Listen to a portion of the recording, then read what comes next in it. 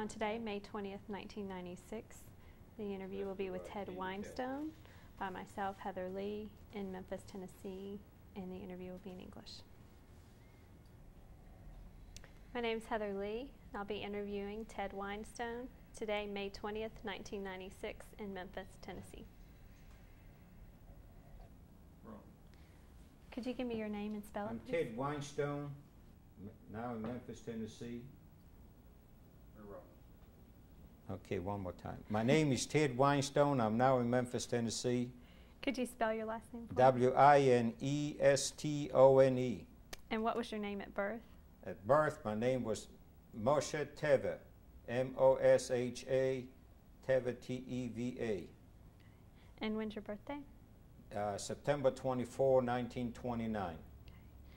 And what city were you born in? I was born in Baranowice, Poland, B-A-R-A-N-O-W-I-C-Z-E, Poland. To start off, could you tell us about your town, where you grew up? Well, my town was a small town, 30,000 population. It is now in the Republic of Belarus. It was primarily a railroad town. It was not an old shtetl. It was a place where all the people from the surrounding shtetls came to pursue their livelihood because of its central location and because of its availability to railroad transportation. So basically, I'm not a shtetl person. I'm more or less a new 20th century background. What was the Jewish community like? Well, there was no such thing as a Jew. There was just a lot of Jews living in town. What was it like? The same as every place else, you know. It had all these different organizations, different ideas, very, very robust, very active, very dynamic. It was not a settled old shtetl. The reason I'm saying that is because I've had experience in my later youth to travel to some smaller places, which, not being more than 20 or 30 miles away, used to appall me, you know, at the difference in the way they lived, the way they thought, the way they behaved. Generally, we were different. Big cities were different from the old-timey shtetls. Give me an example of, you say you were more progressive than one of those. I would think so, yes. In what ways? Well, our schools were different, our homes were different. I went to a secular school, Talbot, which was not a yeshiva, which was not a cheder, although we did learn everything in English, in Hebrew. The emphasis was not on religion. In fact, it was quite de-emphasized. We took all secular subjects in Hebrew, except for Polish. Polish naturally had to be taught in Polish. The sports clubs, the general outlook of people, the commerce, the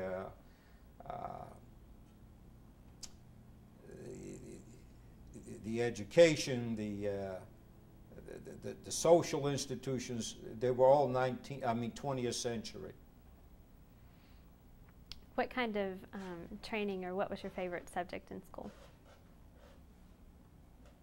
I don't really, I guess my favorite subject in school would have been history, which it is today. Why is that? It is today. I'm studying history. Anytime I have an opportunity to read about historic things, I do. Even when I was in the Marine Corps, I was assigned to a section in the reserve, and not having anything better to do, they assigned me the job of preparing a report. It's really not on the subject matter, but preparing reports on imaginary Marine Corps invasions of different countries. And my job was always to prepare the background, what the commanding general would need to know, what he's facing. Some of my studies happen to have been Yugoslavia, which is I happen to be very, very knowledgeable about what's going on in Yugoslavia today because I've prepared reports on Yugoslavia. But that's not what we came here to discuss. So, tell me about your family. Well, we were, again, not a large family, only myself and my brother, my mother and my father. My father was considerably older, well, not considerably, about 13 years older than my mother. And the background was what in those days was called upper crust. The Jewish word was yichus, means we had, supposedly, we don't claim that nowadays, but in those days it was a big deal. We claimed that we were from the upper crust. We did not consort with the lower elements. The truth be known, biggest part of my family was just as impoverished as anybody else. My parents, on the other hand, were lucky. My mother's sister was married to a very, very wealthy man. My daddy had some money, and with this uncle's help, he set up a very, very lucrative business. So my daddy was a wholesale textile dealer. They used to sell the dry goods, not the dry goods, the textiles to the surrounding merchants to sell at retail. To say that we were real wealthy, no. My uncle was, but not us. We were considerably better off than the rest of the population. We lived in a sea of dire and extreme poverty. There were many times where you could tell people were hungry. Living in freezing, unheated homes. The number of orphans in the city was overwhelming. The sickness, you know, it's just because we were better off did not mean that the rest of the town was better off. So our well-being, you know, was not a reflection on the general population. What was your house like? We happened to live in a small house. The house was 4 rooms, although it was considered very large by those standards. We had 2 dining rooms. I think we got it today too. The main dining room, which to my memory was never used, and then the regular dining room and 2 bedrooms and a kitchen, an add-on kitchen to the house. The house in that little area, probably we always had at least 8 or 10 people with us. As I told you last time, visiting, not transients, but visiting on a permanent basis, students, relatives who were in between situations, an aunt who, an older aunt who needed a home. In addition to that, we always had 2 maids. One supposedly was the nanny, and the other one was the housekeeper. And I showed you the pictures of them.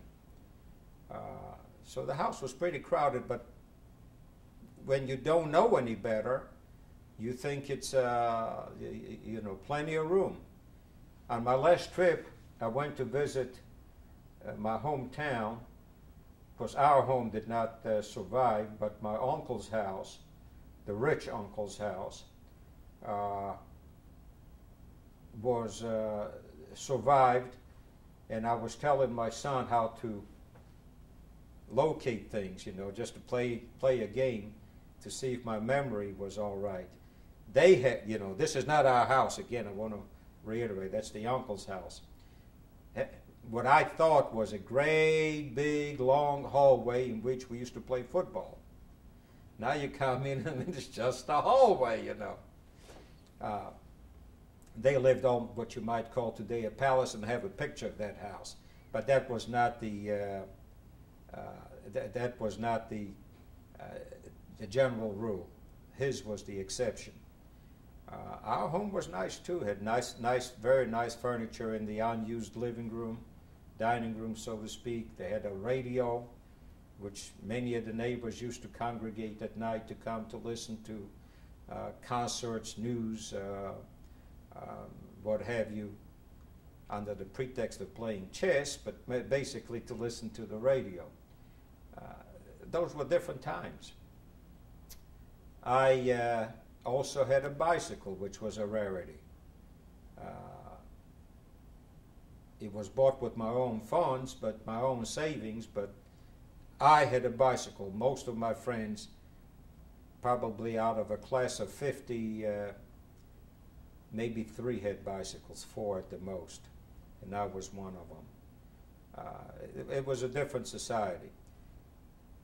That turned out to be a great disadvantage, because several years later, when the war broke out, it was a lot easier, at least I thought so, it was a lot easier for the kids who lived on the land, who lived in the small shtetls, who were more used to living in the field, being in the woods. To me, it was a great revelation. You know, it was a lot harder to adjust, or at least I felt that way. Go ahead. What kind of person was your father? What kind of person was he? I was just a nice guy, you know. He was.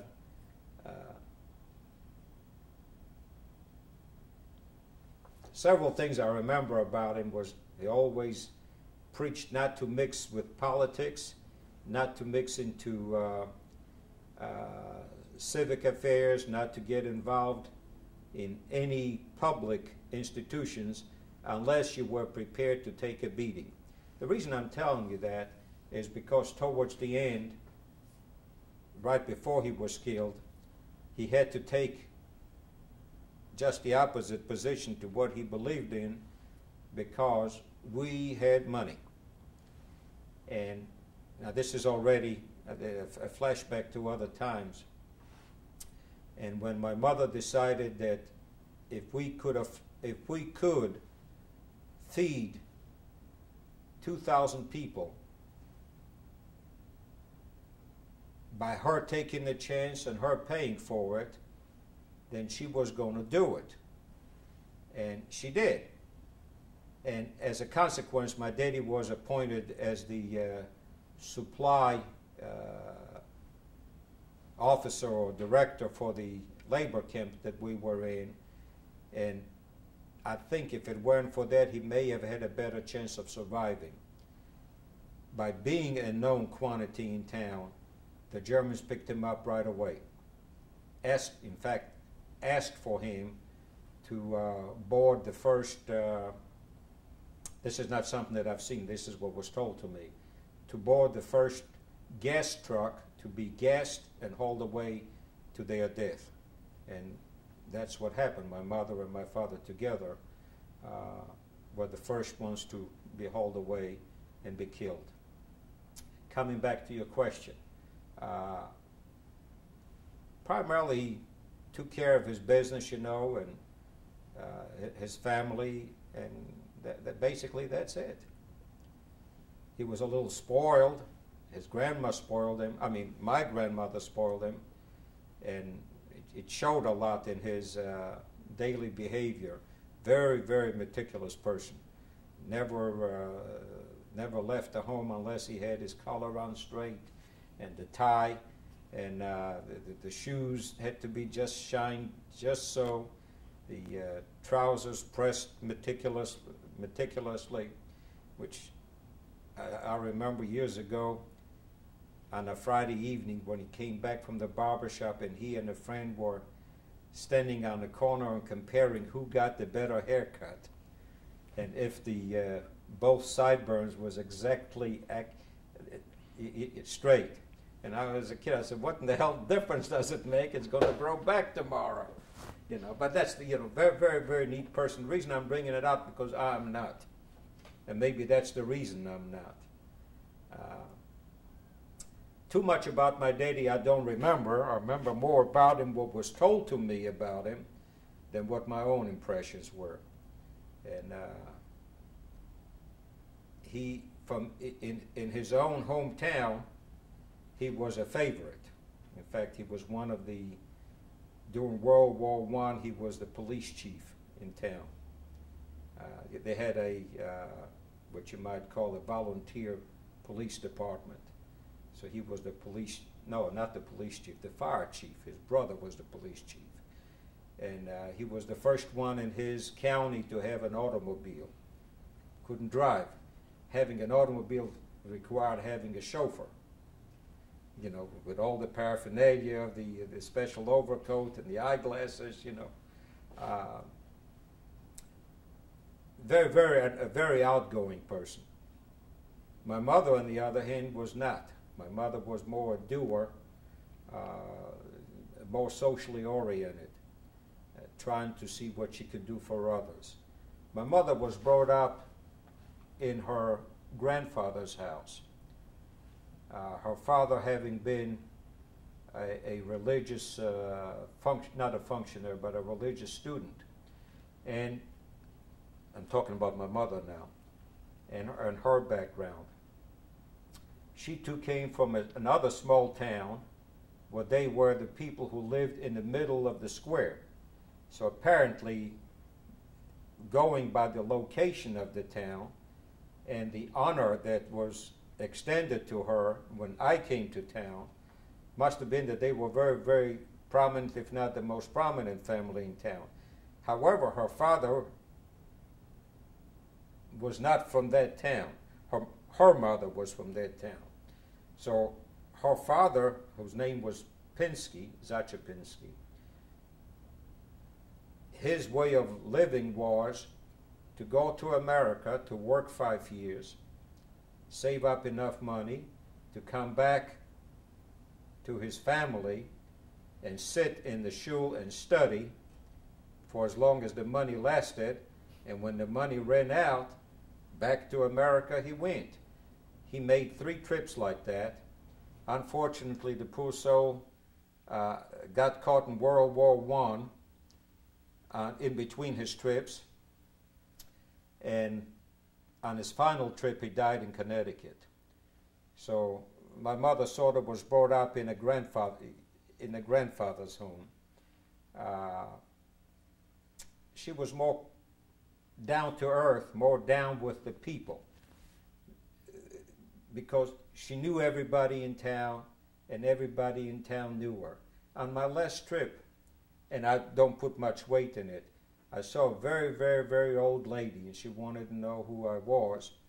And I told her that my people used to live in that house, and she asked me, who was your mother or who was your father? And I told her. She described her. Now, whether she described her or somebody else from that house, I don't know. But she did describe, that lady must have been 100 years old to remember all that. She said, the little red-headed one, you know, there's not that many red-headed people in a small Jewish town.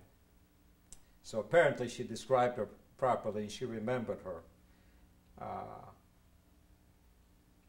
My mother was known in town. In fact, when we finally, during the war, when we came to live in that small town, the Russian priest came to call. Now, you've got to remember, this is World War II already, and a Jewish family moving into town is not a novelty. However, when the Russian priest came in, I mean, scared the daylights out of me. There he was, this great big personage with a long black beard and a great big cross. I mean, that cross must have been 5 feet long, you know, and a great big bishop's cap that he wore. And he was, see, they shared the town. They shared the middle of the town square. Their house and the church shared the town square. And that's why probably he knew her. But he came to call, and they drank tea and promised to help us, but he never did. But Anyway, she was more of a social person. I don't mean a socialite. I mean involved in social work than my daddy was. And the name of this town was? The name of my mother's hometown was Dvorets. My birthplace, Baranovich, where I spent the first 12 years of my life and where I went to school, now has less significance to me. Dvorets, on the other hand, does, because that's where more important things took place in my life. Of course, my parents were killed over there. That's where I spent a year in a German labor camp. More important events took place in Dvorets than did in my hometown. In my hometown, I was just a nobody, you know, just another kid going to school. After the war, when I came back to my hometown, you know, there were some Jewish people, but they didn't know me and I didn't know them. It's you know, I was more oriented towards my mother's hometown or my daddy's hometown, and so that's Dvorets. Now Dvorets is already a typical shtetl. The Jewish population of Dvorets was 500. The non-Jewish population was probably another 500. Town to this day probably consists of 3 streets, 4 streets at the most, and has its had one shul, one Catholic church, and one Russian Orthodox church. The town squares where the market used to take place on Monday and Thursday.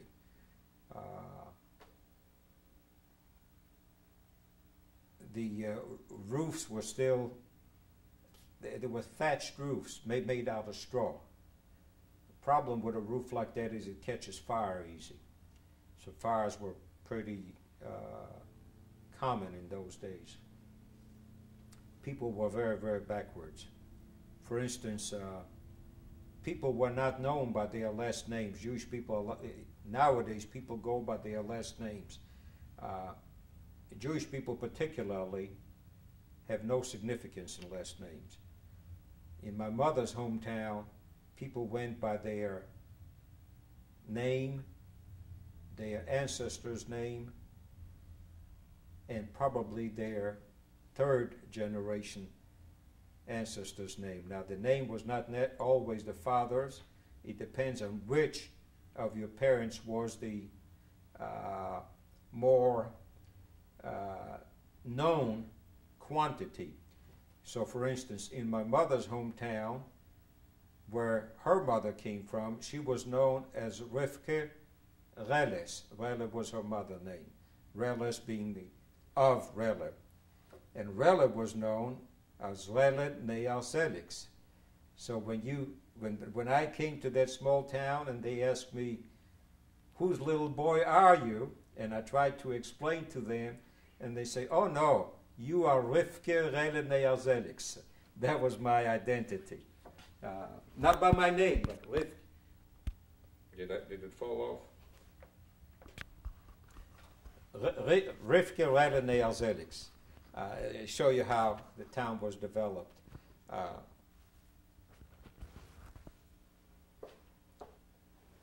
Go ahead. What about other family members, your mother's siblings or your father's siblings? Well, we'll talk about my mother's. In those days, I was more familiar with my mother's family than with my daddy's, although my daddy's was the more prominent family.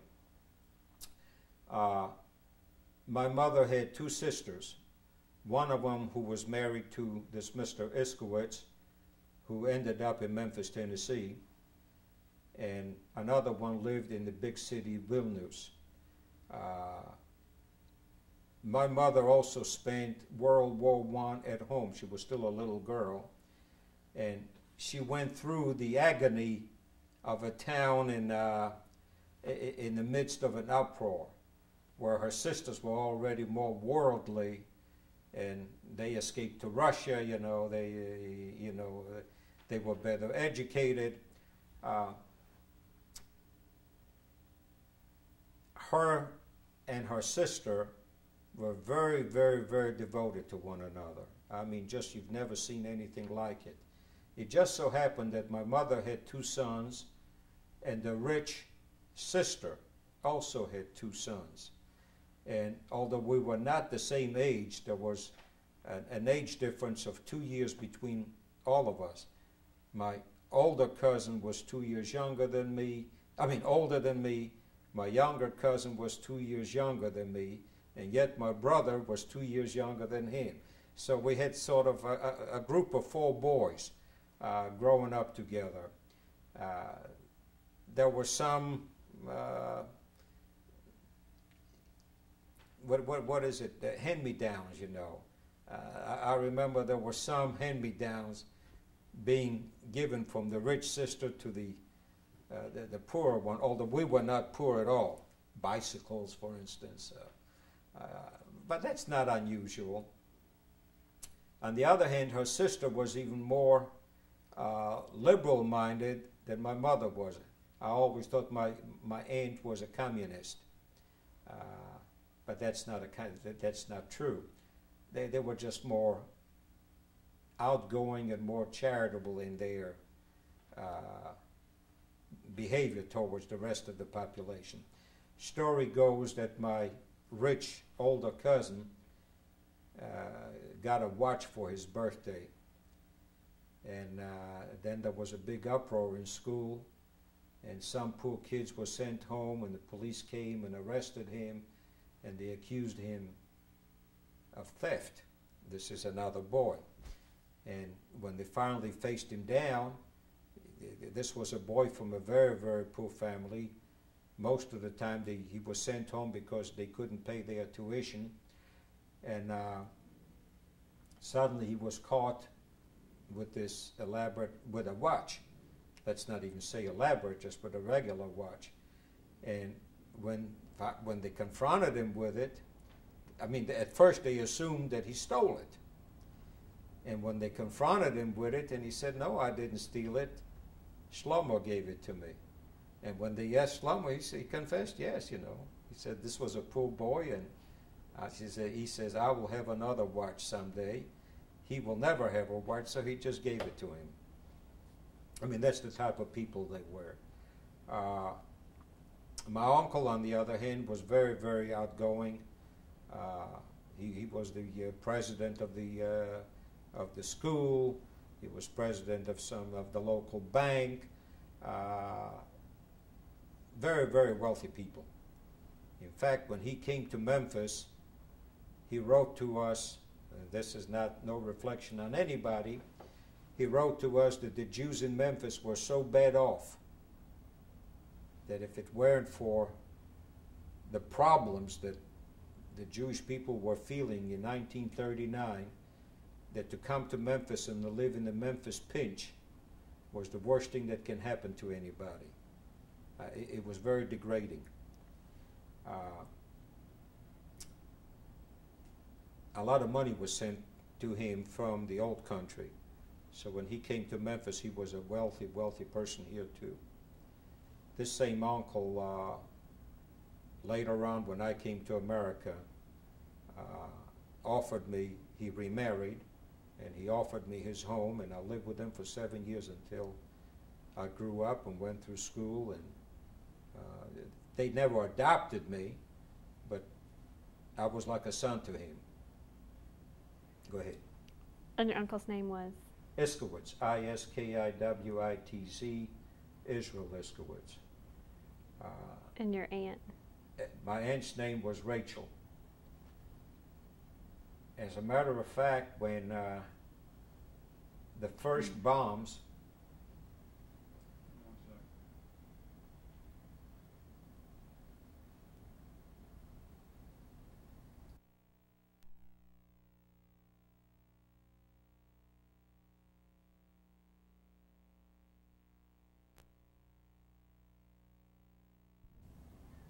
we were discussing the story of my mother's relationship with her sister and her sister's family. When the first bombs started falling on our city, we ran outside. She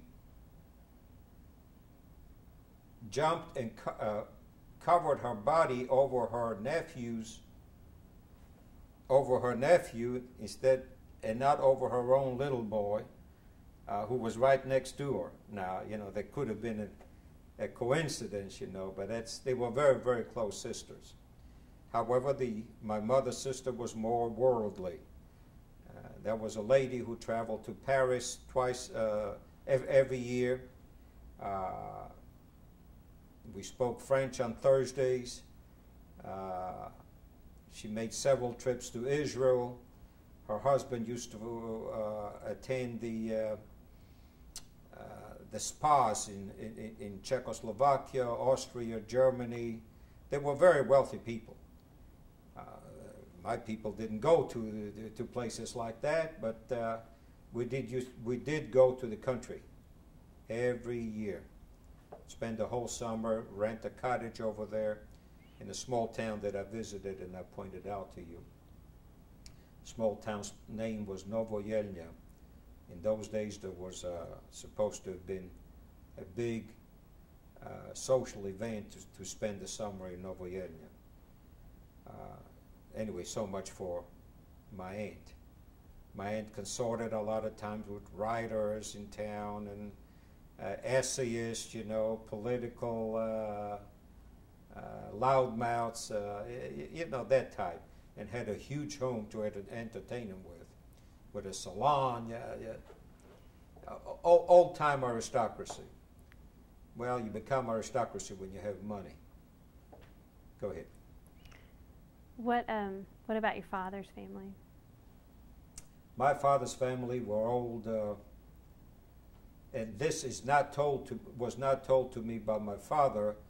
This was told to me by one of my father's brothers, who visited our house in 1940, and spent 3 or 4 nights sitting around and talking about old times. It just so happened that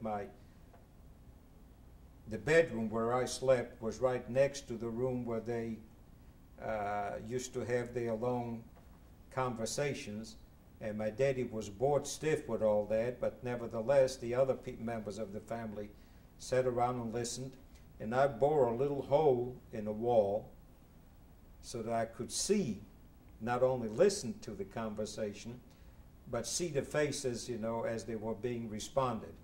So, going back to my daddy's family, my daddy always used to joke, and that is a joke, which I didn't realize for many years, that the name Winestone came through Moses tapping the rock and bringing forth wine. Instead of wine means sweet water, and that means wine and stein, and that's where the name came from. Of course, that was a private joke of his, but I believed it for many years. They came from a small place. The whole area is probably, the theater is all played out within 100 square miles. It's real small. Nowadays, that you ride in a car from place to place, it's like nothing. But I suppose when you have to walk it, and it's a long distance. They came from a small place called Piesk. They were the local Jewish aristocracy. Now, how much credence you can give to my uncle's story, he may have been bragging himself, but the type of people they were backs up the story. They were the only Jewish family in that area who had the right to own land by royal decree. That was called a charter. They had the charter, and they also had the monopoly to produce whiskey for the entire county. That made them rich people.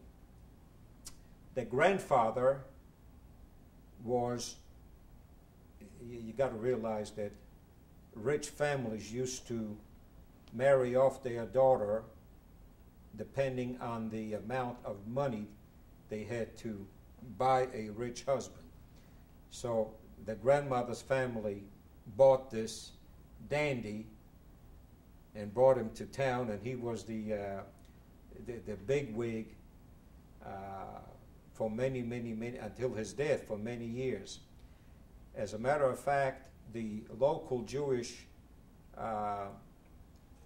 synagogue, the custom was that you bought your pew, and his pew was right next to the rabbi's.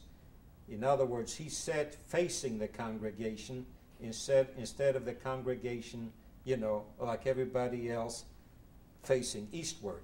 His pew was next to the rabbi's. For some reason or other, he took a disliking to the rabbi. Okay? And he quit attending that particular congregation, and the pew remained. Why am I telling you a story about the pew? In 1939, that was the only time I went to visit my grandmother by a pure chance. It just so happened it wasn't planned or anything. There I was visiting the small town. People in town, they were very, very class-oriented. And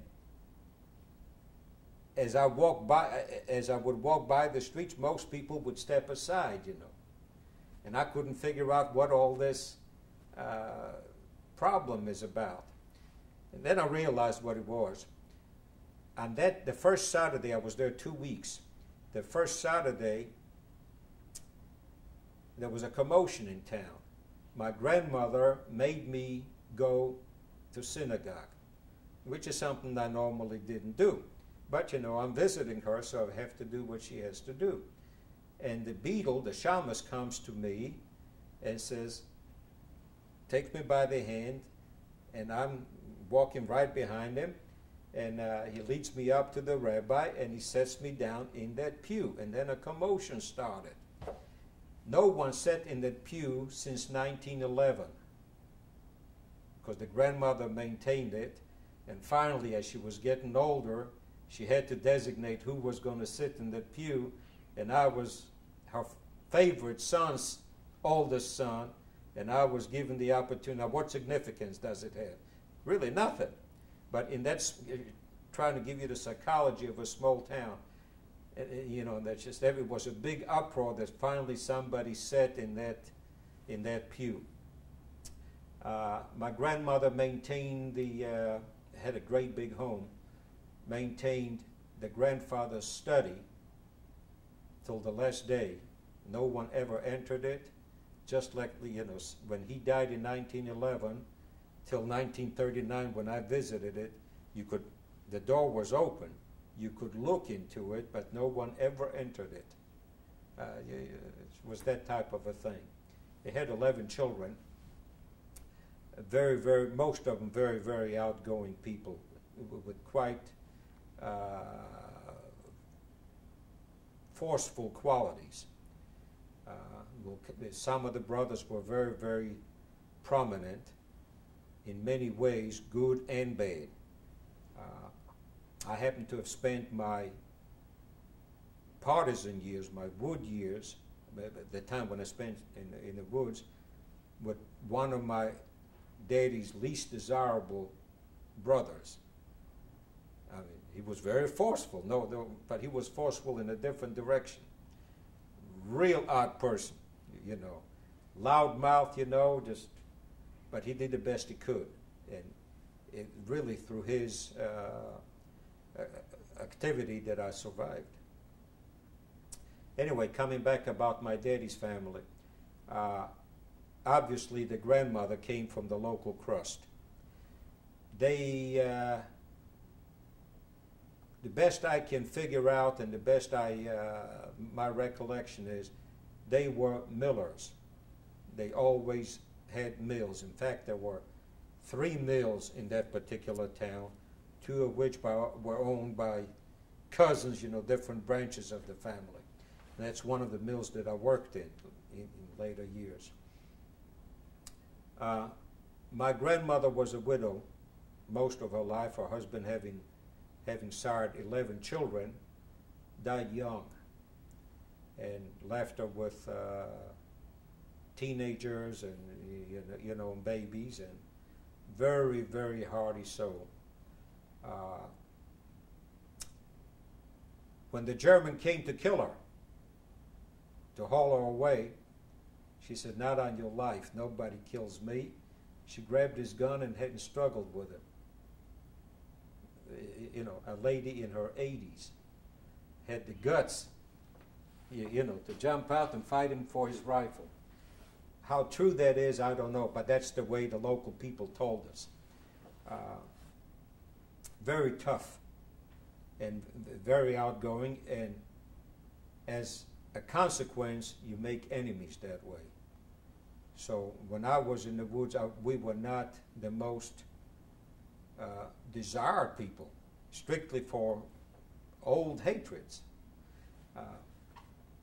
My visit to that small town, you know, the little lady used to call you up and said, "Come here, you know, my daddy's nickname was Doddle." She said, "You Doddle's little boy, yeah. Go back and please tell your daddy, you know, that you spoke to Husky or Musky or whatever her name was, you know." And it was a big deal. Unfortunately, I've only spent 2 weeks in that small town while it was in existence. Very, very active, a very dynamic little city. You know, something was always going on. You know, it was not like you see a sleepy old town. I mean, it was in an uproar at all times. But my daddy ran away from it, you know. He just came to the city and decided that that's not what he was going to, and he never mentioned that story to us again, ever. But his brother did. Go ahead. You've mentioned that you spoke French on Thursdays. Yes. Why'd you do that? I guess that was why did I do it? That was the rule of the house. You know, that was not my doing. I hated it. French was supposed to have been the cosmopolitan language, and if you can speak French, you can go any place. And if you're anybody, you've got to know French. And in order to instill in you the ability, you know, to converse, not just to learn from a book, Thursday was devoted to French. And it was a pain in the neck, I have to admit it. I didn't know many people in town who did that, but it was a quirk of my mother and her sister. Of course, her sister really spoke French, you know. In fact, she used to go to Paris for refresher visits. Go ahead. What other languages did you speak? At home? Well, it depends on who I spoke to or with. My parents normally, unless they would get into a funk, you know, normally it was Yiddish. Otherwise, they would require that you speak Hebrew, but that never, and that was not a biblical Hebrew, that was the Israeli Hebrew.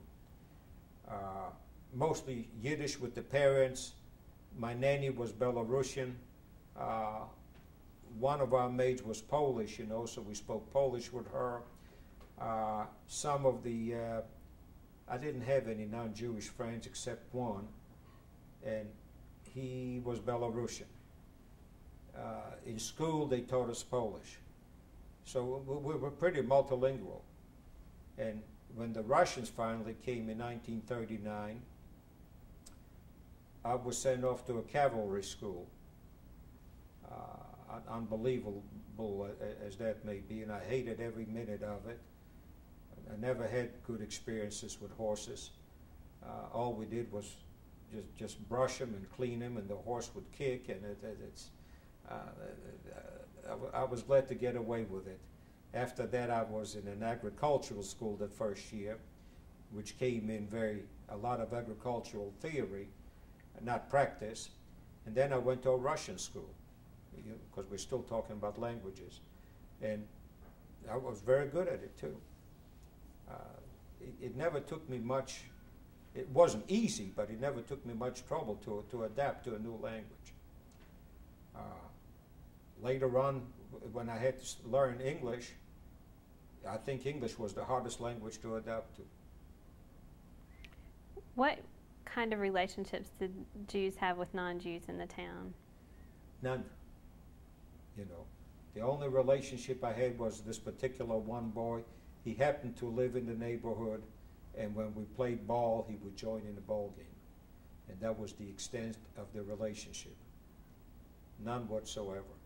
I mean, the segregation was not enforced. It's that's the way it was, you know. It's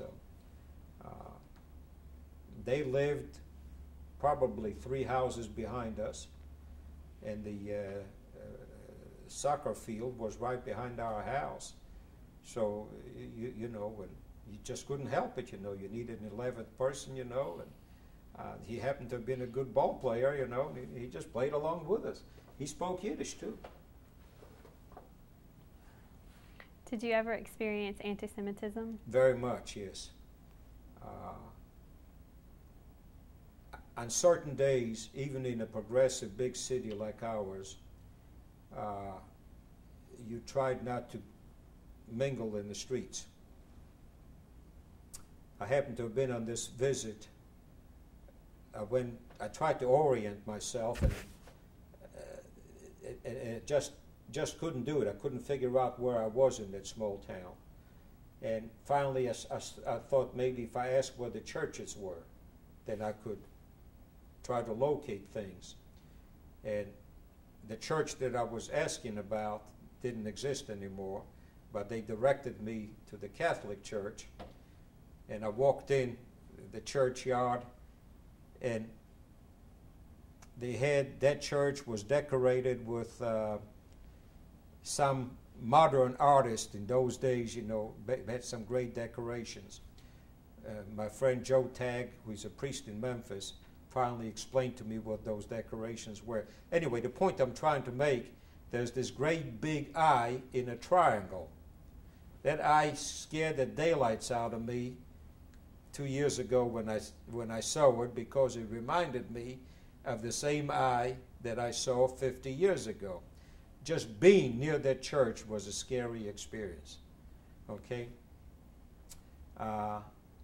Coming back to what anti-Semitism I experienced. Schools were segregated. So for some reason or other, instead of going directly from my school home, I ended up on another street in a different direction, and a girls' non-Jewish high school also let out at the same time.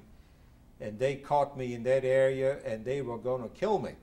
I mean, I was sure that was going to, they didn't. But they chased after me, you know, and that was the worst experience I ever had. You just didn't go into those neighborhoods. It was simple as all that. If you were caught in that neighborhood, they would break your bones. Who's they? Huh? Who's they? The non-Jewish population, the non-Jewish kids. The football games between Jewish and non-Jewish teams always ended up either in a big, in a riot, or else they were very heavily patrolled by the police department. It was not a close, friendly relationship. That's why when the Germans came, we moved to my mother's hometown. My mother was already more familiar. Their relationship with their neighbors was a lot more friendly, and we benefited a lot from that. But in my hometown, the anti-Semitism was very, very pronounced. It was a bigger city. It had a heavier Catholic population than the other small towns, and Catholic representing Polish as opposed to Russian. And the Catholics were in power, whereas the Russian church was subordinate, so the Russian church didn't count much. And great big campaigns like don't patronize Jewish shops, signs on the streets saying Jews to Palestine, kill the Jews. That was a common occurrence. But we lived among it and didn't particularly pay much attention to it. You mentioned the eye in the triangle. Huh? The eye in the triangle. Has no significance whatsoever. The way Father Tagg explained it, it says that God is watching you. and the triangle for the Trinity. Has no particular, but the great big eye, you know, just looking at you, scared me this time, not because I was afraid of it, but it reminded me how scary it was then to be in that particular spot. You found, I figured it out, you know, but our town also had 2 army garrisons, and so it was frequented by Polish officers who were very, very anti-Semitic. On a Sunday afternoon on Main Street, you had to clear the street, because you know that's what they were, just promenading with their ladies, you know, and you better not be caught. No, it was not a healthy environment at all. What about in your mother's hometown where you moved? How was the relationship there? Was it similar? No, there was already neighbors with neighbors, you know. It's sure it was. They didn't love the Jews in that little town either, but they lived together.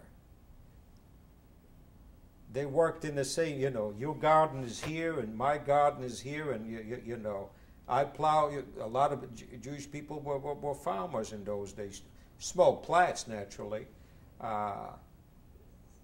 The mill was Jewish, the dairy was Jewish, you know. There was a constant daily intermingling of affairs, whereas in our city it was very, very segregated. So relationships were better, obviously. In a smaller town, yes. Smaller town, they were just people living next to each other. In a big city, it was very, very competitive. What did you know about the rise of Nazism in Germany, or Hitler's rise to power? What did I know? Of course, I was a kid, and Hitler was the word for the devil that's going to come get you if you don't eat your cereal. Hitler's going to, you know, we knew the word Hitler was bad. What it meant, I didn't know. It was just, you know, Hitler was the devil. And then as you grow older and you start reading the papers and you notice, you know, of all this aggression. First it was Czechoslovakia went under, and then Hitler started making demands on other places, including Poland, and you know, war was going to be imminent. Then refugees from Germany came into Poland, and they were left stranded on the border. They were neither here nor there, you know. The stories were bad, and then you start paying attention to it. Where did you read? Did you read most of this in newspapers, or? Did I read? Yes, read most of it in newspapers. Yes. The newspapers were pretty free in Poland. They had some degree of censorship, but there was many newspapers. A small town like ours had 3 Jewish newspapers, and I think 2 non-Jewish. Newspapers were a very, very common occurrence. Of course, they all went broke periodically, and then another one would spring up. But the rise of Nazism was obvious. I mean, even I have become aware of it. I was, but I never realized that it was to that degree. You moved from where you were born to your mother's hometown. Okay, well, wait, there's an interval. Okay. The Polish-German War started in 1939. Poland was divided into 2 parts, the Russian part and the German part. We were fortunate to have the Russian part, to be under the Russian part.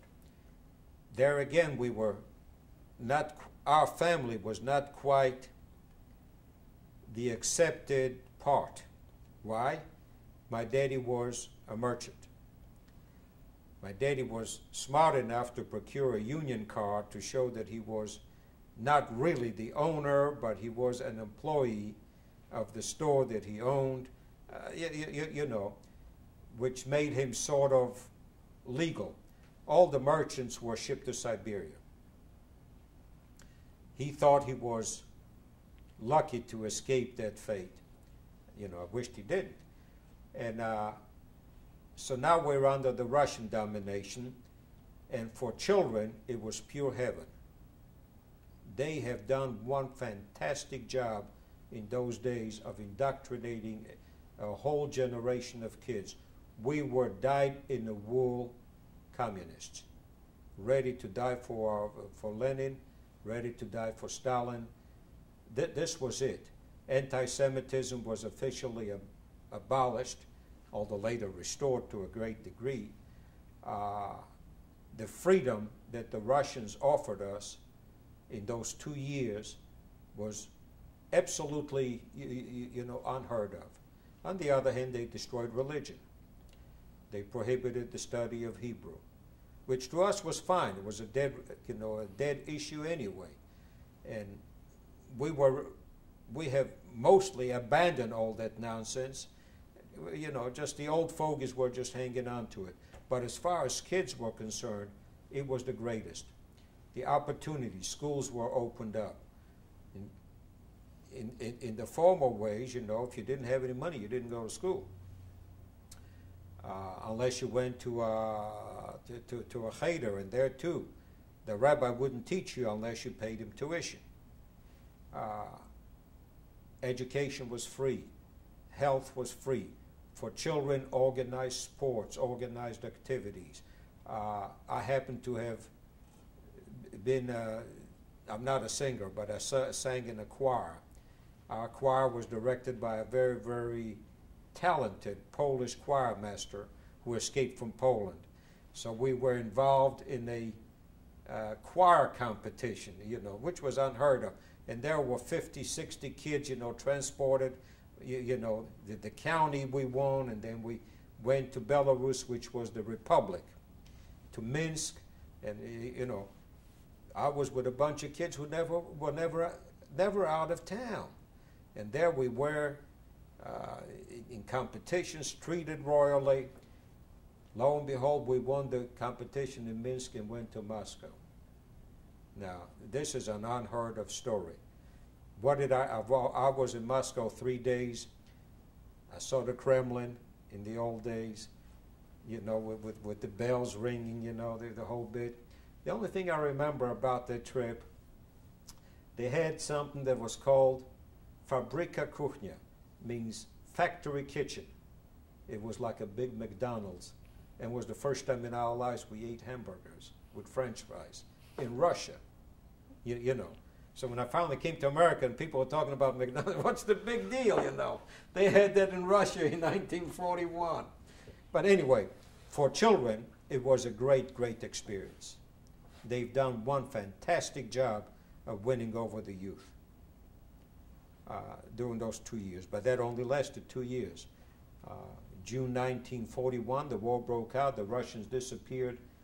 With an eye blink, they were gone, and now the Germans were here, and that's a bigger turnaround, from in a different direction. What was the date that Poland divided? The war started September 1st. The Red Army came to our town on September the 17th.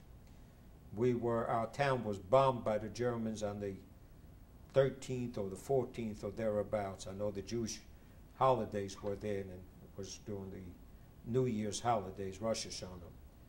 It was the first time in my life I saw those 9 shiny birds in the sky. And, in the fall, you think the birds are flying north or south or wherever they're going.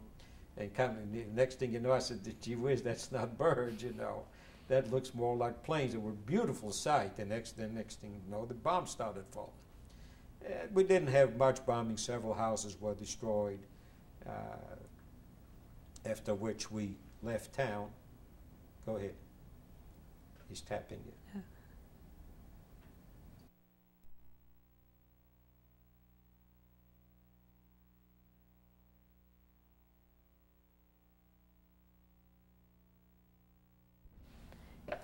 Question, what again? Topic last time we discussed was bombing. Mm-hmm. I've experienced bombings twice. bombings on civilian populations, 1939 and in 1941. When the war started in 1941, although it didn't last long because the Germans were in our city 4 days later, we knew how to prepare for it better.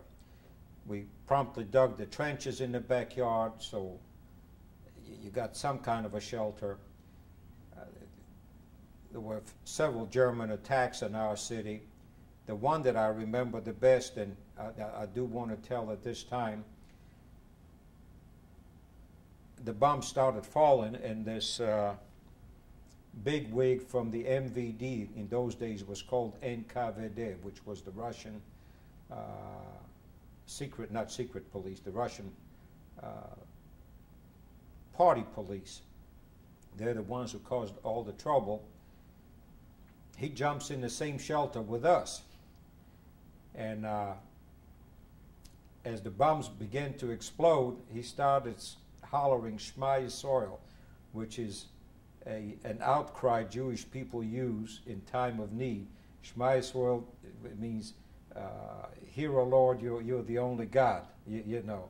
So at the last minute, you know, when the bombs were falling, he came to confession, you know, to say that, you know, please God forgive me. Where in his regular daily life, he was very, very much against people of any religious conviction. So that's the, I'm only telling you that to show the nature of what a communist MVD general is about. You know, when the bombs are falling, he's holler Shema Yisrael. Anyway, that's the story with the bombs. Those attacks didn't last long. They're really not of any. It's a scary moment, but that's, you know, 2 minutes later it's over. And, you know, the siren goes off and like nothing's never happened except people talk about whose house was hit and who got killed, you know. And most of the people I never heard of, you know, in a strange neighborhood. Did you still keep kosher or Oh, yeah. holidays while the Russians were there? Yes, we kept kosher. I went to school. They had a system in those days which was designed to do away with anything religious, in which case they chopped up the week. The week was done away with. So there were no Saturdays and there were no Sundays. The week was created in a 6-day cycle. You work 5 days and you have the 6th day off. So really you had 5 weeks in a month. On the 6th day, on the 12th day, on the 18th day, on the 24th day was your day off.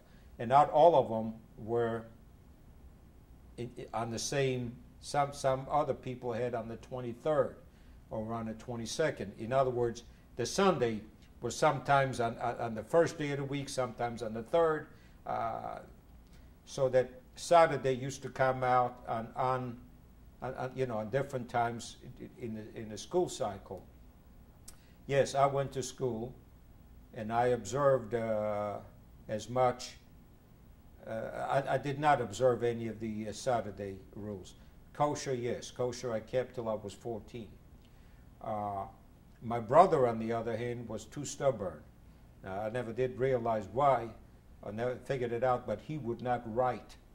He would go to school, but he would not write on the Shabbos. That was and later on, when I went to Memphis State, I had to attend certain Saturday classes. I remember I didn't write either, you know. But kosher we kept till the last minute. My mother's home was, till the very last minute, was always kosher. So, although that has nothing to do with your religious beliefs, you know. There's some concepts you don't abandon. what were some of those concepts or beliefs? Jewish holidays, Friday evening meals, lighting candles. We thought of ourselves as being very, very modern and progressive people. But, you know, the fact that you light candles, so you light candles, you know, what's the big deal, you know? In fact, we heard of some Russian Bolsheviks who did the same way. And during the day, they preached all this gospel about Marx and religion being the opium of the masses, you know, and but they kept kosher at home, you know. So after the Russians retreated, what happened? The Russians retreated and the Germans came, and all hell broke loose. It was a very funny it was a very strange, not funny, strange feeling. I remember that first morning there was the German motorcycles, you know, just driving by, the trucks, and they were just boozing it up in their cars. And then somebody said that everybody go to a certain place, and there was a German officer, I remember, stood out there with a Russian rifle and ordered everybody to surrender all weapons, all radios. The reason I'm telling you about the rifle, he took the rifle and he broke it in half. Now, what significance that it had, I don't know. But a couple of days later, the trouble started. They started harassing people to go to work to certain work parties. You've got to remember, we had 2 army camps in 2 parts of the city. And that was the first time in my life I was hauled off to work. You know, I've never worked till then. And worked on this army camp, and it was the first time in my life I've been inside the camp. We were cleaning up barracks or whatever we were doing. And then, you know, I keep coming to the same thing. Last Saturday we talked about the Tot organization. Our houses were not built, you know, in a straight line. One house is here, and one in the back, and one in the front, you know. There was a house, there was an orchard next to our house, and next to it was a house built sort of sitting back from the street. And the Germans took that house and put up some kind of a headquarters, and that was the headquarters of the Tot organization. And the soldiers in that outfit were teenagers, 16, 17-year-olds. And so we thought we were, you know, having an understanding, you know, and we tried to speak German with them. They were very, very nice. But they wore a different uniform. They wore a uniform of the brown Tot. It was not the brown of the Gestapo. It was a khaki type of a uniform. They spent about 2-3 weeks, and we more or less kids used to hang around and bum cigarettes from them. And I watched them kill a cow, which I've never seen in my life. And then they organized a game. And I said, gee whiz, you know, now we'll play ball with them. And they didn't let us play with them. They played with 2 of their own teams. And one of them said that the ball went inside the, what do you call it, not the gate, the tower. And there were no nets around it, so you couldn't tell whether he did or he didn't. And the other one said it was outside, you know. They were having this discussion, and I remember a close friend of mine, you know, he was going to be the judge, and he came in and he remembered his high school German, and he says, drinnen, because that was his nickname afterwards. And the Germans beat the hell out of him, you know, because he testified against the other group. From then on, his nickname was drinnen, and but it stuck in my mind, you know, for something like that, they almost crippled him for life. And that's when we realized that it was not a good thing to be chummy with them. A couple of days later, they were ordered out, and we had 2 of those guys came back, and they said that their convoy was bombed and everybody was killed, and just the 2 of them survived, and we had a party. We said, good, serves them right, you know, for beating up this guy. But that's just a kid's story. We were in Baranovich probably a total of 2 months, 10 weeks, something like that, the Germans began to organize a ghetto, which was not in our neighborhood. It was closer to those 2 churches that I was telling you about. My mother went and got her assigned room in that ghetto where we were going to move to, and it was a terrible experience. You know, you got to abandon everything at home, and then a man came from her hometown and told us that everything in that hometown was quiet and peaceful. You don't have all this commotion. You don't have situations where everybody, where 100 people are being hauled off and disappearing. I remember one morning on the main square in town, there was about 300 people were hauled in. We were kids. We were just standing outside and watching, and the German machine guns surrounded them and just about ready to shoot everyone. For some reason or other, nothing happened. They just sat there squatted like this a whole day, and the machine guns would go off right over their heads, you know, just shooting random directions. And then towards nightfall, they sent everybody home. And that's when my daddy said he was one of those inside that square. And, you know, even if it's a short time reprieve, let's get out of here. And somehow he organized 2 wagons, and we packed what we had, and we moved to that small town. And that was the end of my Baranovich. We left most of our belongings in that house.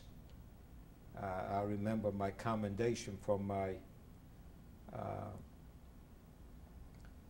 I went through the 6th grade. I won the, the Scholastic Honors that year. It's a small school, it's not a big deal. And I remember that little commendation I hid in the roof of the outhouse. We didn't have plumbing in those days. I put the fiddle in the, I took violin lessons. I took my fiddle and I hid it in the barn as if that was a place to hide. And the bicycle was stolen from us by some army. But before, it wasn't really stolen, it was taken away by some army people. And I put a note in my bicycle to whoever finds it, that's who it belongs to, you know. But that was my experience with leaving town. 2 days later, we were in Dvorts. You know, a brand new environment, everything nice and quiet. A small Jewish little town. It's an overgrown village, is what it really was. I didn't know anybody. Nobody knew me. We lived in those 2 rooms that I was telling you about. 1 room on one side, 1 room on the other side of the street.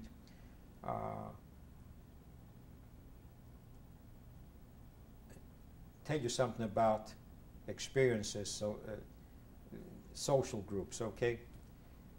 So the first day I walk into we had breakfast in one house, and then I walk across where you know, my part of the family slept, and I'm walking in there, and the lady from whom we rented the room, come here, little boy. And I come here, and she says, did you have breakfast yet? And I said, yeah. She says, what did you eat? And I don't know. I really didn't. I was not cognizant of food, you know. Food was something Mama made you do, you know. If there wasn't any food, it would have been all right, too. And she says, what did you eat? And I said, I don't know. She says, what do you mean you don't know? She says, did you have bread? And I says, I suppose so. She says, was it white bread or black bread? I don't know. Then I said, black bread. She said, did you have butter with it? You know, and all these specific questions, you know, and I was never aware of things like that. So very, very uncomfortable, you know. She says, "Did your mother tell you not to tell?"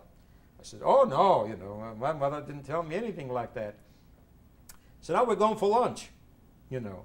And I'm sitting at the table now. I'm observant. I'm going to know, you know. Lady wants to know. I better tell her. So, we're sitting at the table, and I said, "This is cream." "Yeah, that's cream. And that's sour cream." Now I'm learning, you know. Sour cream as opposed to regular cream, yeah. And this is black bread, yeah.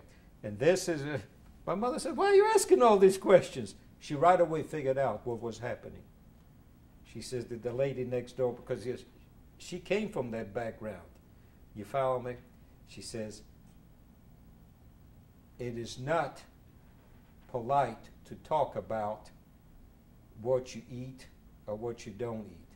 So to this day, when people ask me, "Where did you go last night? What did you eat?" I says, how common and how ridiculous can you be to sit and talk about the food that you ate? It's a different society. So she says, number one, it's not polite to talk about food. Food is only a sustenance. I said, but another part is another problem with that. She says, we've got food on our table. There's always a chance that they don't. Okay? So that sets you apart. Then the element of jealousy sets in. Jealousy provokes as much anger as murder. You know, people will sometimes kill you for food. People will be envious of the fact that you are eating better than they do, and consequently they will hate you. Then there's an old Jewish thing called the Ayin Hara. That's the evil eye. They'll give you the evil eye. That's even worse than anything else. She says, the best thing to do is play it down. If we got that cream, just enjoy the cream and forget about it. If we had butter on the table, enjoy it, but you don't have to make, first of all, it's not polite, and secondly, you've got this other problem, you know, that people will become envious and jealous of you. That was my first day's learning experience. Second day learning experience was we went out, there was a creek behind the house where there was a pasture, and this is already the fall of the year, and now learning now, potatoes are being dug, and it's customary by the shepherds to bake the new potatoes in the ashes of a fire that they built. Happens to be very, very, very tasty, you know. And I went out and I did that, and I said, my God, you know, this is really the way to live. My first experience in the country. Summer came into fall. Fall was quickly disappearing. The Jewish holidays came. They were very, very, very... There were still no Germans in town. There was just a local militia that was making the Jewish people go out and build a road between Novoyelnya and the Dvorets. Other than that, there was no problems. The poverty was naturally great because there were no jobs, and you tried to hire yourself out as a laborer, you know, in the fall to thresh the new corn, not corn, the wheat, dig potatoes. Those who had skills like tailors and shoemakers went out in the villages to get jobs, you know. And then finally, Mr. Schindler came to our town. You know, surrounded. I call him Schindler because he's from the same organization. That was not his name. They surrounded everybody, oh yeah, prior to that there was other things. You had to give up anything that had copper in it. You had to give up any furs, anything that, all warm clothes was confiscated. They said they needed that for the front, for the German army. Any warm boots, shoes, coats, all that was taken away. Copper, I said, silver, gold, obviously. There was a lady in Israel who told me that she was in the next town, and my daddy was one of those who transported all the the wealth, so to speak, to that town, and he saw her, and he said, "This is the last time we're going to see each other. It does not look good." He had a premonition that it wasn't going to work out. Then Mr. Schindler came. He had one more German with him. He was supposedly his chauffeur or his attendant or whatever. Later on, he was taken away. And they marched everybody out on the town square, and they kept us there all night long. We were sure we were going to die because a lot of towns around us were being liquidated already. And we had a lot of refugees from those towns as people who managed to escape. Among them, several of my friends that I have made. I must tell the story about this little boy from the next town who escaped, who was in the grave. The Germans made him dig a great big mass grave, and then they would bring out a bunch of people, make him undress, and then the machine gun used to cut him down, and the next group used to throw him in the grave, and then they would have to undress and go through that process. Well, that boy somehow fell in that grave,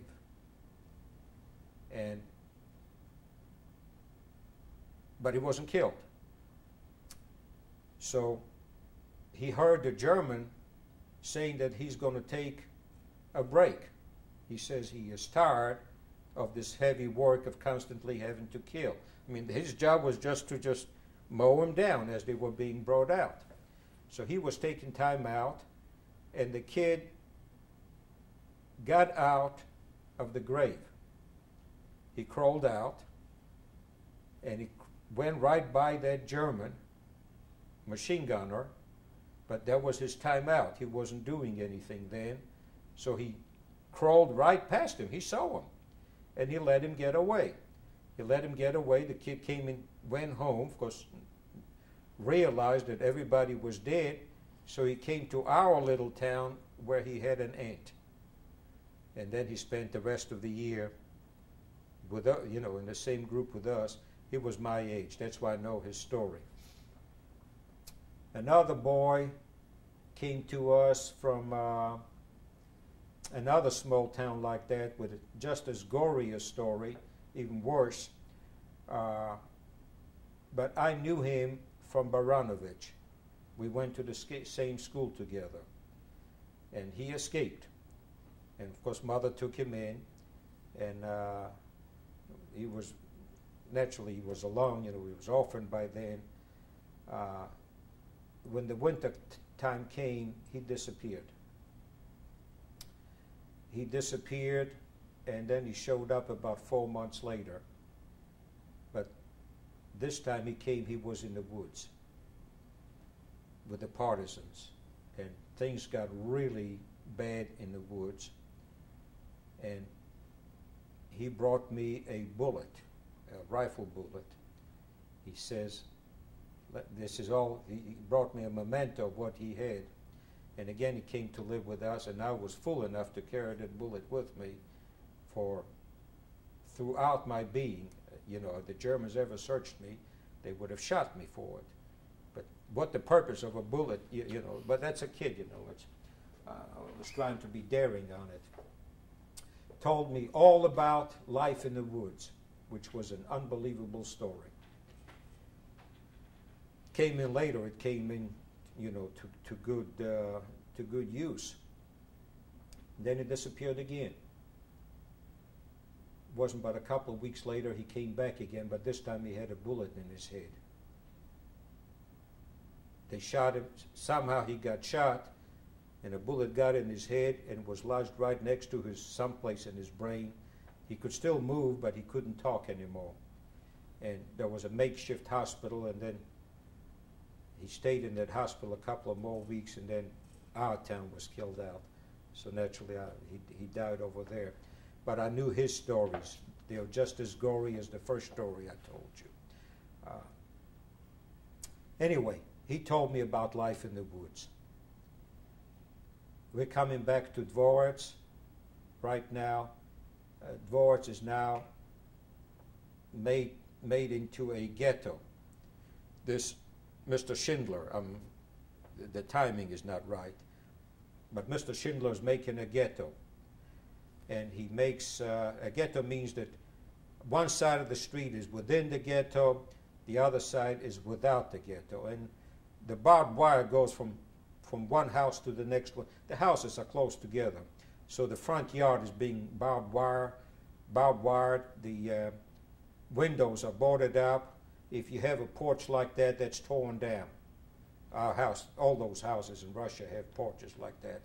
They're torn down, and everybody's now moved from the rest of the town inside. And we were assigned to go to work on a rock pile. The Russian army, before they retreated, planned on building an airport or an airfield next to their town. And I guess in those days, in order to build an airfield for the runways or whatever, you had to have a lot of rocks. And that became a big industry in that town. People would take their wagons or their pack and gather rocks and take it to the base and sell it to there was a Russian institution standing and buying rocks. So they had acres and acres and acres of stockpiles of rocks. Now the Germans come and they say they need the rocks. Mr. Schindler says he needs those rocks someplace else.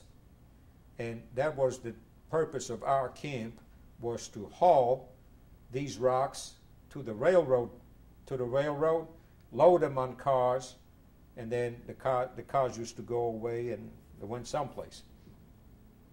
So that's why we thought we were going to be saved, because we were necessary for the German army effort, for whatever. That's what he led us to believe. He kept bringing in from 500 Jews. When it was all over with, he had 2,500 people in it, in that little place. Naturally, the living conditions became very, very bad. He fed us nothing. I mean, didn't care about it. Y'all do the best you can. And you're not allowed to go outside to get food. So naturally, the contraband started. That's when my mother got involved with being in charge of feeding the people. We had money, gold, so not money. And for a 10 ruble gold piece, which is like a $10 piece, you can buy a whole wagon full of flour. And she had connections in town, and she got that under the barbed wire, bring it into the ghetto, and they would bake bread in several ovens all night long, and in the morning they would distribute it. So as a result, she became the town feeder, and my daddy was more or less the supervisor. They gave him that job. Prior to that, he also worked he did not work on the rock pile, he worked in the local sawmill. But I was assigned to a group of teenagers, kids really, to pass as a special work brigade, and we had a lot of fun. I didn't, but first of all, there was probably 50 or 60 of us in it, and we had one supervisor, and we tried to show off, and we outperformed the other groups. We built a bridge out of the cemetery next to town. Had the Jewish monuments. So the Germans made us. We destroyed the cemetery, and the little railroad cars with which we hauled the rocks had to cross this little creek. And so we built that bridge out of the monuments.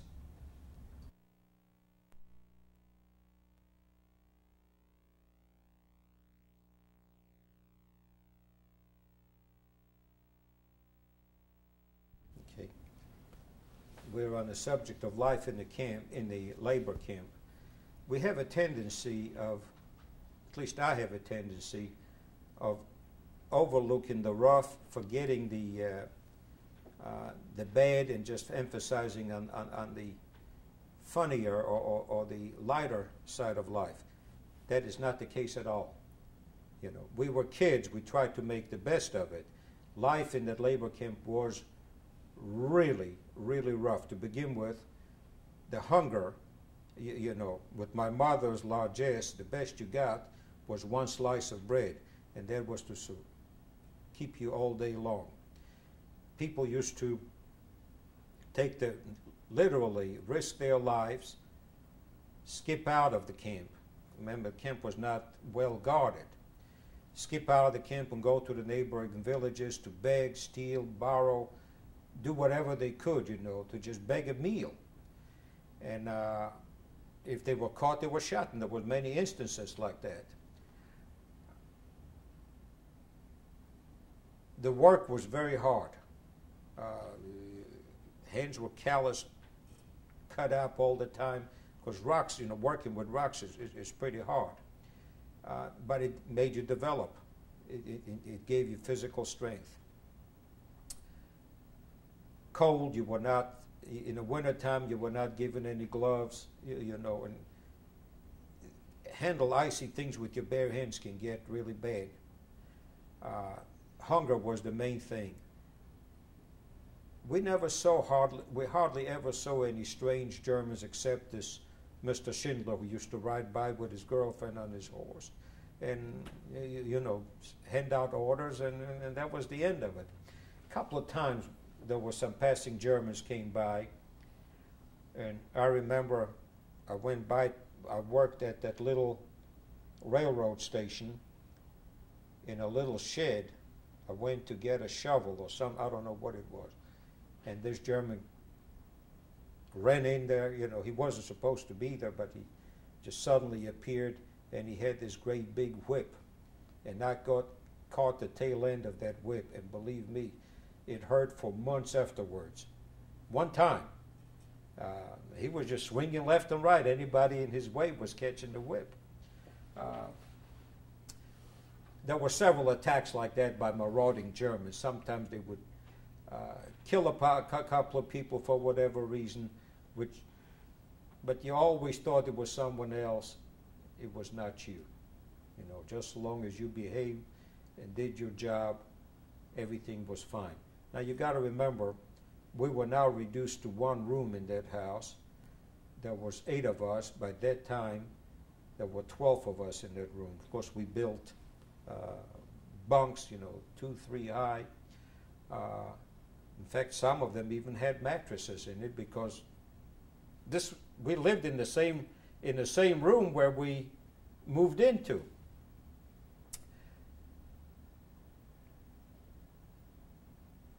Sanitation facilities were non-existent. They dug one great big old trench, and that was supposed to be the outhouse. I have some friends of mine in Hartford, Connecticut, who spent 2 weeks in that camp before they escaped to the woods. And they tell me even gorier stories than I tell. Of course, their story is all mixed up now. He's telling us about showers. And I said, man, you haven't seen showers till 1946. You didn't even know what a shower meant, you know, let alone having it. But, you know, in his mind, he's mixed up about it. We used to get out in the morning, 7 days a week. In the summertime, we worked as many as 14, 16 hours a day. Come home. When you march back home, you try to take a chance and bring in firewood, so at least the house would be warm. Of course, if they caught you carrying firewood, you were shot. Work on that detail was rough, but like I was telling you, we were kids. It was summertime. We worked on the creek. We got to swim. We are hungry, but you know, we had a lot of fun, you know, in a stealthy sort of a way. we built the bridge and we put the railroad over it, and then comes the story about me getting the job at the end of the line where the rocks were being hauled from. You see what I mean? It was about a 2-mile run. The Germans brought in mining cars that were being hauled on a little narrow gauge track. And you load up the mining car with rocks and you take them to the railroad. And who gets to push those little cars? The kids, you know. And of course, you know, you push it uphill and then you get to ride downhill. And then that's, you've seen the picture that I showed you, the thing under the railroad. Going under it, you know, was all the fun in the world. You know, that was the joy in life that you look forward to. Most of us were hungry most of the time. I told you the story the other day about me getting caught with a piece, I don't know if I told you that or not, the piece of bread. I carried a piece of bread in my pocket, and every once in a while I would pinch off a piece and put it in my mouth, and some kids saw me do it. And they said, aha, Winestone is in charge of the bread distribution on the base, so his kid stole the bread, and he has it and we don't. You follow me? I came home crying. I said, you know, they accused me of being a thief. You know, she said, that's the way, my daddy said, that's the way it's going to be. If you're going to be in the public eye, you're going to take abuses. They'll always accuse you of everything under the sun. I didn't steal anything. It was our bread to begin with, you know. My mother bought it, paid for it, and baked it, and distributed it, you know. So anyway, that's the story of the labor camp. Then the story goes a little different. A Jew in New York calls me to refresh my memory last year. His name is Yoselovsky. In fact, I gave him all your name too, and he tells it a lot gorier because he was not one of the privileged ones. He was one of the conscripts that was brought in. His family was killed out and he was selected to come, and he stayed in the same house with us. Apparently, he knew my daddy from before the war, and my mother really took him in, you know, got him a blanket and, you know, and tried to feed him. The best I can tell, he had a brother who befriended me. And sometimes, you know, at night we didn't have any lights, so we'd sit in the dark and we would dream about the days when we could go out and we would become farmers. Why farmers? Because a farmer always has something to eat. And how we would raise this crop, and then we talked about our days in agricultural school. You know, we were dreaming about the time when there would be plenty to eat, and when we would dig out the potatoes, you know, and have so many pounds for the rest of the family during the year, and then we would trade off the, you know, all these kinds of agricultural dreams. I remember his brother real well. He denies it, but apparently there was no love lost between the two brothers. He tells the story this way. This is the day where the ghetto was liquidated. So he is my eyewitness, although other people have told me that eyewitness story also. He said, till 12 o'clock, the camp, I was outside the camp, so I don't know what was happening. The camp was surrounded by Germans. And till 12 o'clock, nobody knew what was going to happen. And then Mr. Schindler got a hold of Mr. Novik. Novik was the top Jew in camp. Happens to have been a relative of ours. He was a Polish Jew, and he spoke German. Our Jewish, we do not speak German, although Yiddish is a lot similar to German. Mr. Schindler and Mr. Novik had a very close interpersonal relationship. Well, between them, what was going on, I don't know. But Novik was the head Jew, and Mr. Schindler, in the company of 3 other SS people, called in Mr. Novik, and he says, the jig is up, I cannot help you anymore. called the following people to get on the first truck to be loaded off. My father and mother were one of the first, and he says, this guy Yoselovsky says, when he heard that, he ran back to our house. When he saw my mother and father being hauled off, he ran back to the house. Why? He was smart enough to notice a peculiarity in that house between two walls. What was the peculiarity? My daddy built a false wall just for such emergencies. When we moved into the house, before it became a ghetto, he hired a carpenter and he built a false wall with a secret entrance from underneath, so that in the event of a massacre like that, it's not a forever hideout, but at least give you a chance to hide out a couple of hours, okay, when the immediate danger should pass. The false wall, to the best of my memory and calculation, I knew where it was about 2.5 feet wide by 12 feet long.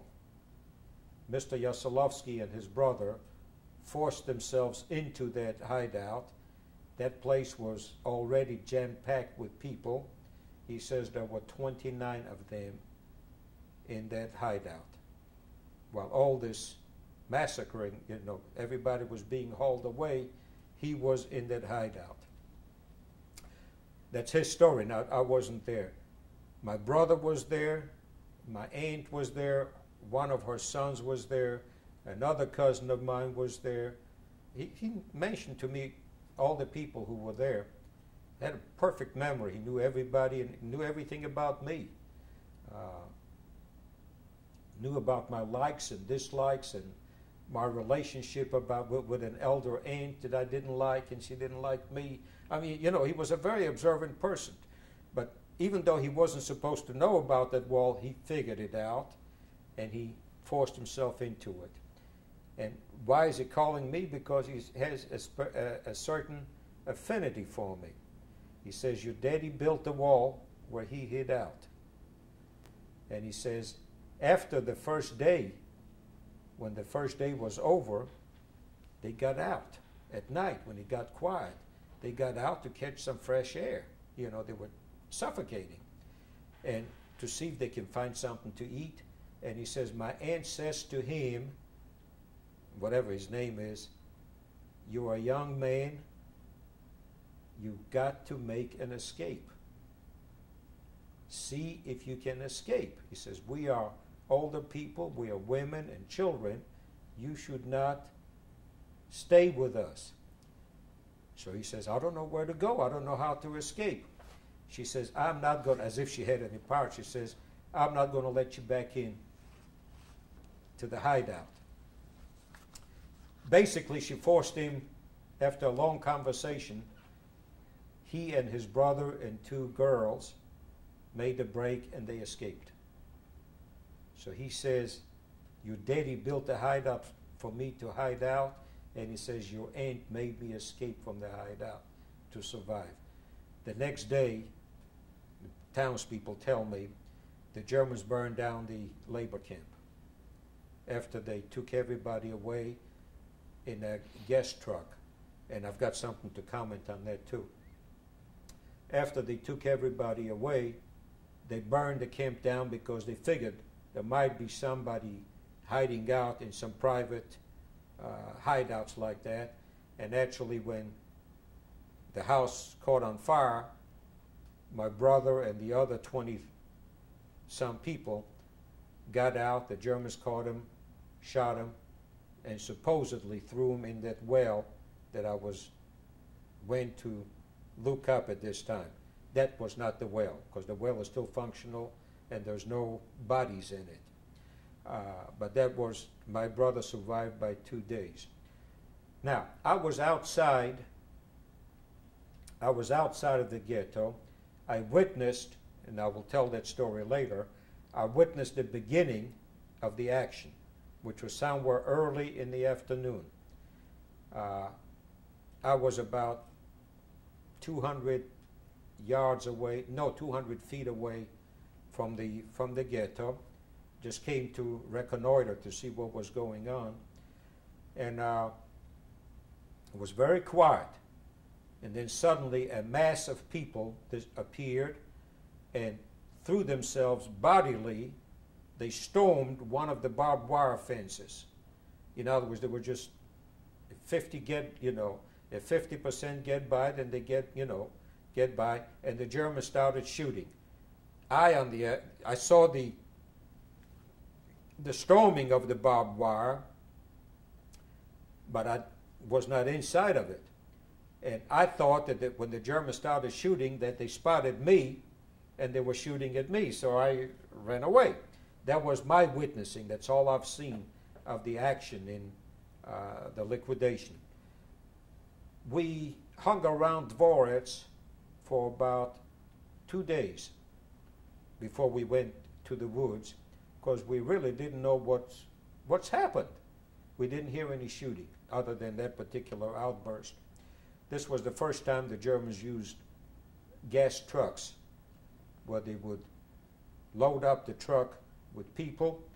I suppose it was the fumes from the van was airtight, and the fumes would kill you within 5 minutes. And then the truck would go to that ravine, and by the time the truck got to the ravine, everybody in the truck was dead. They would throw the bodies out and go back and get a new load. And that's why we didn't know, because we didn't hear any shooting. Up until then, we knew that when Germans were liquidating a town, there was always a lot of shooting going on, and this was very quiet. Significance of the story is only that Mr. Schindler failed us. When the SS division came by our town, they were on the way back from a partisan action.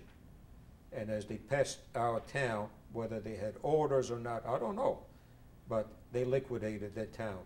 And Mr. Schindler didn't have the guts enough that the real Schindler had to bluff him out any further, and he gave up. Although that was definitely his intention to begin with.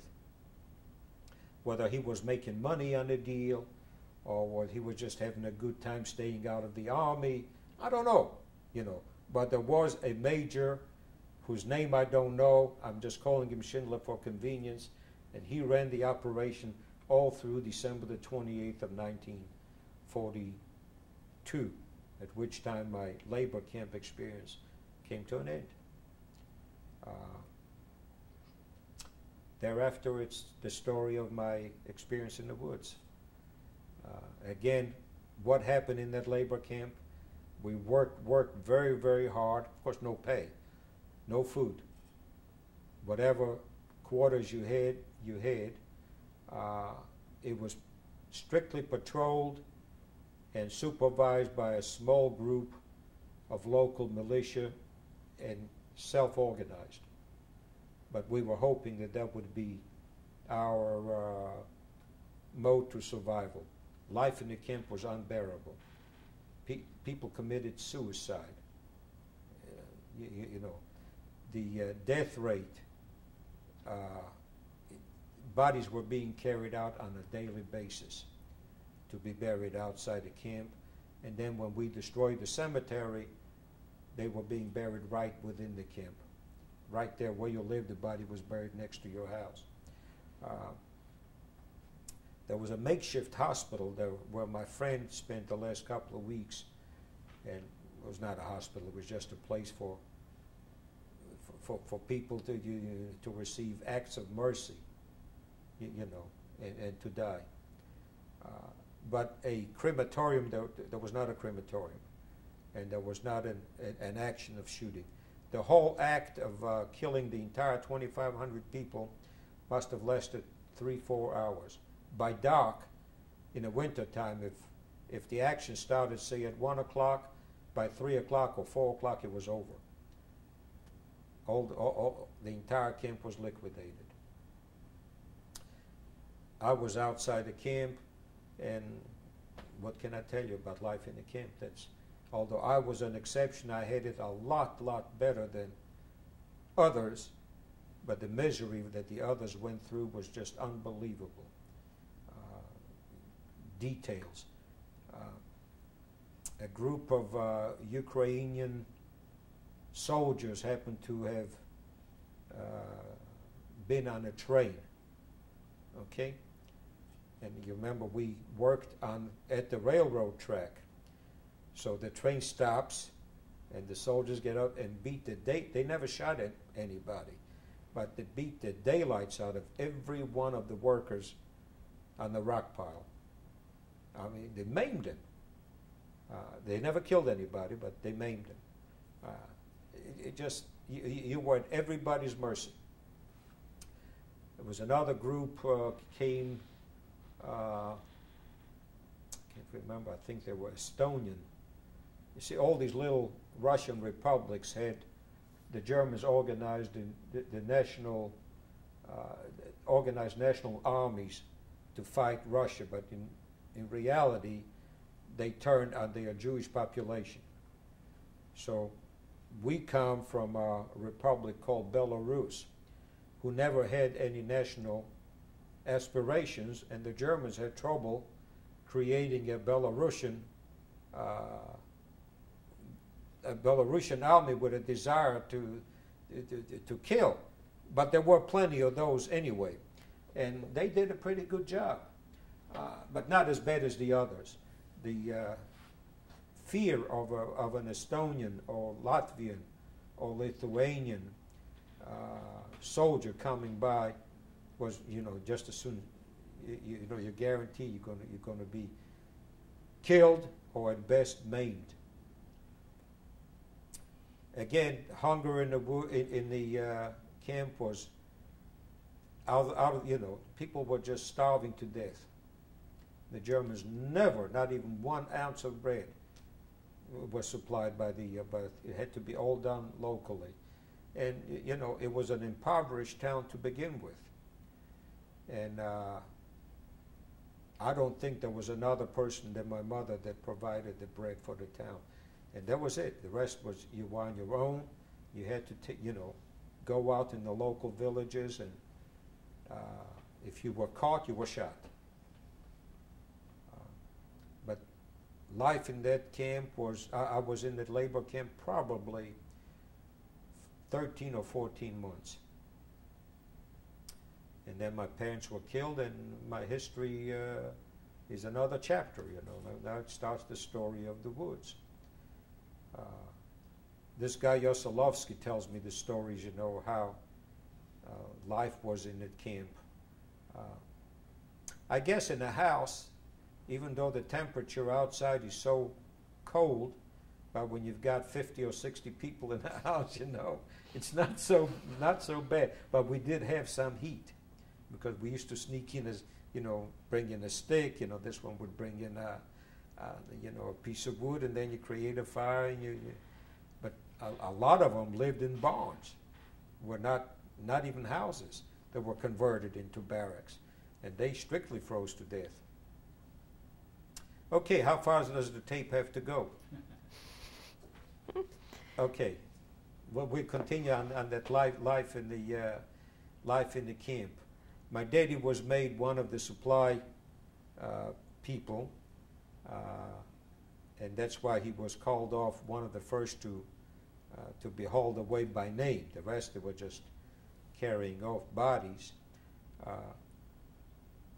The advantage that I had over everybody else, that one of the supervisors was married to my mother's childhood girlfriend. In fact, they lived across the street from one another, and they had a very, very close relationship. They were Polish people, and he yanked me out from that brigade towards the end, and he gave me the job of being his clerk, his lackey, his gopher, or what have you, which was very nice because, first of all, he had a little booth. My job was to keep the booth clean and to record how many little wagons were coming and how many were leaving, It didn't last long. I think it was 2-3 weeks at the most. but that's how my story ends.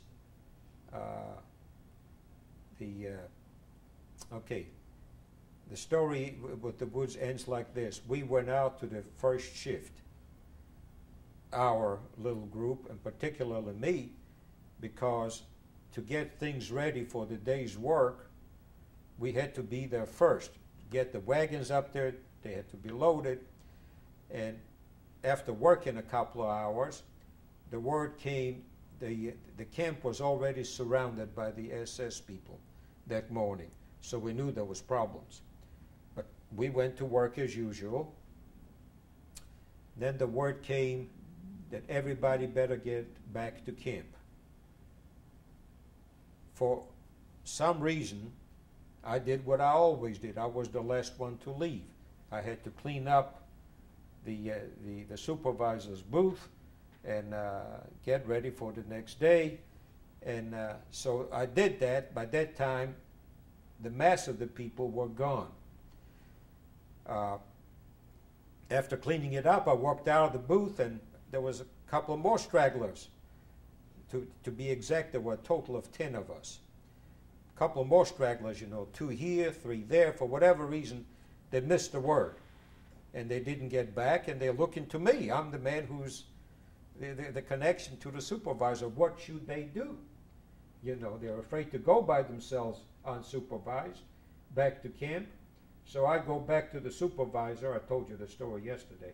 But I go back to the supervisor and ask him, what do we do? And he says to me very calmly, he says, "Uciekaj do lasu, run to the woods," in Polish. So I go back to my people, you know, and I said, they say, "What did he say?" And I said, "Uciekaj do lasu, run to the woods." They say to me, "What does it mean?" You know, so I go back to the booth and I ask my supervisor again, "What does it mean, run to the woods?" And he kicks me in the butt, you know, real hard. I think he threw me out flying, you know, he kicked me that hard. He said, "I told you, uciekaj do lasu, run to the woods." So I go back to the people, I said, "You see what he did?" You know, he just, you know, kicked me and he said, you know, "Run to the woods." So they said, "So what do we do?" I said, "Well, run to the woods means exactly that. Over there's a little wooded area. So come on, let's go to the woods." So we go into this little wooded area. On the strip, I identified the places. By the way, my bridge was no longer standing. You can imagine when Ted Winestone builds a bridge out of monuments, the annual icing and flowing of the creek, the bridge disappeared. I went looking for my bridge. I didn't find it. But anyway, we went to those woods.